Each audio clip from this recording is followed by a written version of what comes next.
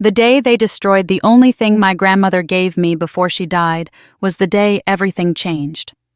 That tragedy sparked something in me, a deep, burning need for justice they never saw coming. My name is Alara. I'm 16 years old, and this is how grief became vengeance. My grandmother, Nana Rose, had always been the only constant in my life. When my mom was working late, or my dad forgot my birthday again, she was there. She taught me how to make tea from scratch, how to sew my own patches, and how to stand tall even when the world tried to crush me. A week before she passed, she gave me a necklace. It was simple, an old silver locket in the shape of a rose with a picture of the two of us inside. She clasped it around my neck with trembling hands and whispered, "You are stronger than they think." She died 3 days later. I didn't take the necklace off. A reminder that I had been loved deeply even if the rest of the world couldn't see it. Of course, in high school, anything that makes you stand out is a target. And I stood out. I wasn't rich, I wasn't popular, and I wasn't interested in pretending to be something I wasn't. That made me an easy mark for girls like Zoe Taylor and Ava, the it girls who ruled the hallways like mean girl monarchs. They saw the necklace on Monday. I caught them whispering and smirking during lunch, eyes flicking between my neck and their phones. I ignored it. I always ignored it. But I should have known they wouldn't stop there. On Wednesday it happened. They cornered me outside the art room after last period, the hallway nearly empty. "What is that ugly thing?" Zoe sneered, pointing to my chest. "It looks like it came from a thrift store." "It belonged to my grandmother," I said quietly, backing away. "She passed away." "Ooh," Taylor cooed mockingly. "A dead grandma trinket. How special." Before I could react, Ava reached out and yanked the necklace from my neck. The chain snapped instantly. "Give it back!" I shouted, lunging forward, but Zoe caught my wrist. "Relax, orphan Barbie," she laughed. "We're just doing some spring cleaning." She threw the locket to the ground. Ava raised her foot and in one swift stomp crushed it. The sound of metal cracking echoed like a gunshot in my ears. I dropped to my knees, staring at the shattered pieces on the tile floor. They didn't just break a necklace, they broke her. The girls laughed as they walked away, their heels clicking like applause. And that's when the grief turned into something darker. I didn't go to school the next day. I stayed in bed, clutching the broken necklace in my fist until the jagged edges bit into my skin. I barely slept. My mind ran wild, playing the scene over and over: Zoe's sneer, Taylor's fake sympathy, Ava's stomp. Each memory hit like a fresh slap to the face. Mom tried to coax me out of my room, but I just mumbled that I had a headache. The truth was, I couldn't face anyone. I couldn't bear the thought of people whispering, laughing, or worse, pitying me. I felt exposed, humiliated, raw. But later that night, as I was holding the locket's remains, something came back to me. Something Nana had told me once when I was little and being bullied by a neighbor's kid. "People think cruelty is power," she'd said, stroking my hair, "but real strength is patience. Real power is knowing when to strike." That sentence echoed in my brain like a prayer. It was the first time I didn't just cry. I started thinking, what if I could make them regret it? Not just with words, not just with tears, but with consequences, real ones. Not fists or fighting, but something better, something public. I went to school the next day, not with fear in my chest, but with ice. I ignored the looks, ignored the whispers. I kept my head down and pretended nothing happened. But inside, I was making a list. I watched them, studied them, listened. They were careless, arrogant, the kind of people who thought they were untouchable. I knew that Taylor might fail English. And if she didn't pass the next test, her parents were going to pull her out of cheerleading. I learned Ava was cheating on her boyfriend with a guy from a rival school and that she used the school printer to print their texts. And Zoe had a secret too, one I never expected. She'd been suspended from her last school for cyberbullying. Her parents paid to have it sealed and moved her here. Nobody knew, but someone like me could find it. I stayed late after school one day and walked into the guidance office like I had an appointment. I acted like I was waiting for the counselor, then quietly slipped into the file room when no one was looking. I had 10 minutes before the cleaning crew came through. It took 3 to find the folder. I didn't take it. I just memorized enough to use: a date, a name, a detail. By the time I left, I had what I needed. I wasn't sure yet how I'd use it, but I knew it would hurt. And I knew Nana would approve, not of the revenge maybe, but of the strength to not crumble. I wasn't going to cry anymore. I was going to make them see me and everything they'd done. The first step was subtle, just enough to rattle them without knowing where it came from. I started with Taylor. I waited until the day before the big English test, then slipped a fake warning letter into her locker. It looked like it was from the school board, complete with a forged logo and signature. It claimed that a second failing grade would result in immediate disqualification from extracurriculars, permanently. I watched from the corner of the hallway as she opened it. Her face turned pale. Her hands shook. She crumpled the letter and ran to the bathroom. Zoe and Ava followed her, confused, worried. I didn't smile. Not yet. Next, I planted the trap for Ava. I printed out the flirty texts between her and the guy from the rival school. He had posted a few messages publicly, once stupidly, and I had screenshots. Then I printed out her school printing log showing she accessed suspicious documents. I sealed the papers in an envelope and dropped it into her boyfriend's locker. No name, no signature, just cold, silent exposure. By lunch, they were fighting in front of the vending machines. Ava cried. He yelled. People started recording. But it was Zoe who needed the biggest hit, the one who crushed Nana's locket. I saved her for last. I crafted a fake student newsletter article and scheduled it for auto-print, 1 copy only. It looked like a special exposé, what our queen bee doesn't want you to know. Inside details from her old school's sealed report using the name of the counselor who handled the case, the date of suspension, and a summary of her offense. I made sure it landed in the hands of a nosy teacher with a tendency to gossip. I watched from across the courtyard as the teacher's face went from curious to shocked. That's when I knew the whisper storm was coming. Zoe confronted me the next day. "You think this is funny?" she hissed, grabbing my arm outside the cafeteria. "You think messing with my life makes you better than us?" I didn't flinch. "No, I think it makes me free from you." Her nostrils flared. "We can ruin you." "You already tried," I said, gently prying her fingers off. "And you failed." What she didn't know, what none of them knew, was that I wasn't working alone anymore.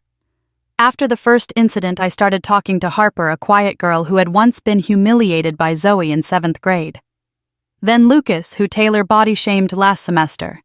Then May, who Ava mocked for wearing handmade clothes. I wasn't just striking back, I was building something. A quiet rebellion. We had eyes everywhere now, a network. I could feel it all shifting, like the school wasn't theirs anymore. It was ours. I didn't think revenge would feel like this. Not sweet, not easy, but right. Not because it hurt them, but because it reminded me that I wasn't powerless. Zoe. Taylor showed up to school in full makeup and tears, failing her English test despite everything. She begged the teacher for extra credit, but he reminded her about fairness. Her cheer captain privileges were put on hold until further notice. Ava. She stopped sitting with the popular crowd entirely. After her boyfriend dumped her and the photos of her messages started circulating, she skipped school twice in 1 week. The whispers around her never stopped, and I didn't even have to say a word. But Zoe didn't fall, she fought. When the rumors of her suspension started spreading, she went straight to the principal demanding an investigation. She claimed it was defamation. Someone hacked the system, she cried. They didn't find my fingerprints. I was careful. More careful than she ever gave me credit for. But then she did something I didn't expect. She followed me home. It was a Friday afternoon. I felt the hairs on my neck rise as I walked through the alley behind the convenience store. I turned and there she was, arms crossed, standing by the dumpster like she belonged there. "You think you're so clever, don't you?" she hissed. I didn't speak. "I know it was you," she said, stepping forward. "You think you can ruin me and just walk around like you're some kind of hero?" "You ruined yourself," I said calmly. "I just let people see it." She lunged, not to hit me but to grab my backpack. I resisted, but she yanked it so hard the strap snapped and it spilled onto the ground. Notebooks, pens, and a little black USB drive. She stared at it, picked it up. "What's this?" she smirked. "Don't," I said. "That was the only warning." She shoved it into her pocket and walked off triumphant. "Thanks for the confession, freak." I stood frozen. My chest tightened. I wasn't afraid, but I wasn't calm either. That USB, it held everything. Notes, images, records, my entire plan, my evidence. But what Zoe didn't know was this: it wasn't my only copy. I walked straight home, shaking with a mix of rage and resolve. My mind burned. I didn't just want to fight back now, I wanted to end this. And that's when I remembered the school assembly. Next Wednesday, Full auditorium, parents, students, faculty. The perfect stage. And I had just the thing for it. A final act. A truth bomb. A legacy move. For Nana. Wednesday arrived faster than I expected. But by then, I was ready. I'd barely slept all week, my heart pounding with every passing day, but I wasn't scared anymore. I felt focused, cold, sharp. The school auditorium buzzed with nervous energy. It was the annual Student Voices Assembly meant to highlight leadership, kindness, and community. The irony was almost too perfect. I sat near the back in a hoodie unnoticed. Zoe sat front and center in a tight dress and false confidence, laughing with Taylor and Ava like nothing had changed. But their faces looked different now, strained, tired, twitchy. The cracks were visible even in their makeup. The principal welcomed everyone, then handed the microphone to the AV club president, who began playing pre-recorded student videos on the big screen behind the stage. Little montages, speeches, smiles. And then my file loaded. I'd uploaded it anonymously to the master drive under the name In Memory of Rose. At first, everyone thought it was another tribute. A soft piano track played under images of students hugging teachers teaching. Then came the shift. The screen cut to a headline, "This is what real bullying looks like." A video montage began. Short clips of Taylor body-shaming other students in gym class, audio of Ava mocking a disabled student. And finally, Zoe laughing as she locked a freshman girl in a janitor's closet and left her there crying. Students gasped. Teachers froze. Parents turned to look at each other in horror. Then came the files. A redacted version of Zoe's old suspension letter shared word by word with dramatic pauses. A screenshot of Taylor's fake letter. A blurred version of Ava's text scandal. The room fell silent, and then it showed my face. Just one photo. Me with Nana.